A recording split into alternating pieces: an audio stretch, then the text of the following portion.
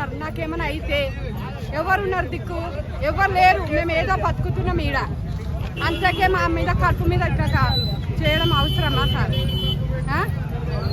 మాకు ఏడ బతకనికి మాకు ఛాన్సే లేదు. ఇక్కడనే బతుకుతాం అంతేగాని మాకు ఇల్లు లేదు, ఏం లేదు. అంత తీయమని తీసుకొని కిరాయి తీసుకుందామన్నా 10,000 అంటారు.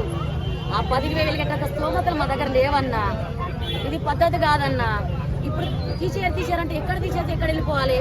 రైతు బారికి వస్తారు, కొంటోళ్ళు వచ్చి ఆశతోని మా దగ్గర కూడా కొనుక్కోపోతారని ఆశతోనే మేము ఇంట్లో బతికినాం.